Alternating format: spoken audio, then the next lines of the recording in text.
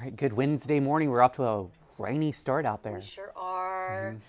It's a good day to decorate indoors for the holidays. Yeah, if you haven't done that yet. If you haven't done that yet.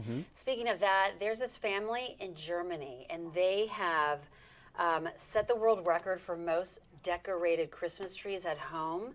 They have 600 trees. I can barely get one together.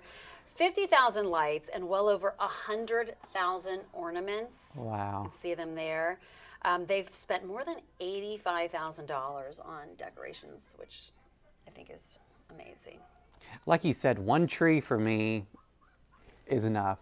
I mean, and it gives me anxiety at it the idea of does, having to take it all down Just after. to take it down and setting it up just takes so long. It's nice to look at once it's up, Right. but It's a lot of work. that's a lot of dedication. I wonder how long it takes them to. Yeah, it didn't say, but I'm sure that, I mean, that's got to take. Weeks. Yeah, Yeah. I would think. Yeah. So if not. Maybe they just take a week off work and they're just like, Yeah. this is our decorating This is our week. decorating. Yeah. But yeah, and they have to have all that room for all that. I know, and because they're all inside. I mean, certainly there are variations of sizes, I think, but Yeah. I mean, you look at it, 600 in there, and they just evidently this couple they just absolutely love Christmas. Yeah. So.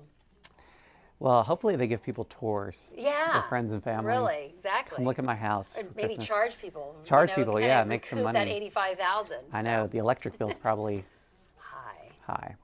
All right, thank you, Jennifer. Let's take a look at our local headlines on this Wednesday morning. The federal trial of Culpeper County's ex-sheriff Scott Jenkins is set to begin this morning. It was delayed last month over Jenkins' health issues. He's accused of accepting thousands of dollars in bribes in exchange for law enforcement badges. Firefighters are continuing to battle the Big Levels fire in southern Augusta County. As of last night, the fire had grown to almost 2,000 acres and was at just 12% containment.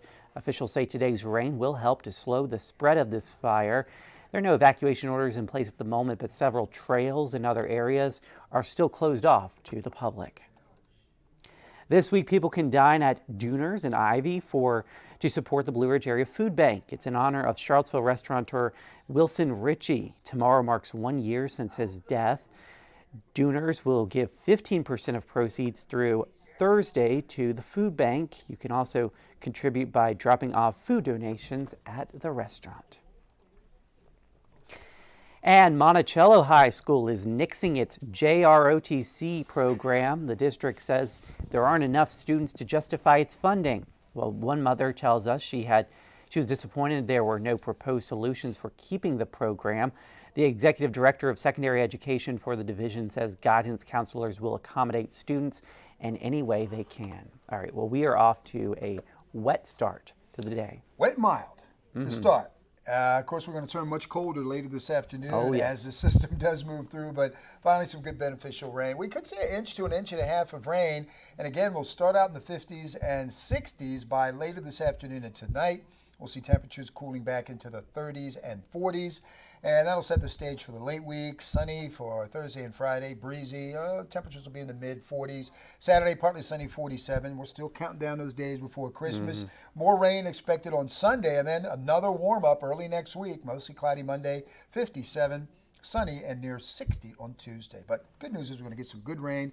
That'll help some of those firefighters out there in the Augusta County area trying to contain that fire. Yeah, no doubt. And no snow at this point. No, doesn't look too promising. We'll have to wait for that. Yes. All right, thank you, David. And thank you guys for joining us on the Morning Rush. Here's a live look at traffic. This is I-64 at Afton Mountain. You can see the fog there.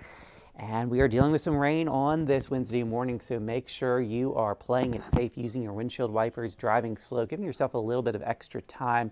Stay dry out there. We'll see you again on 29 News at noon.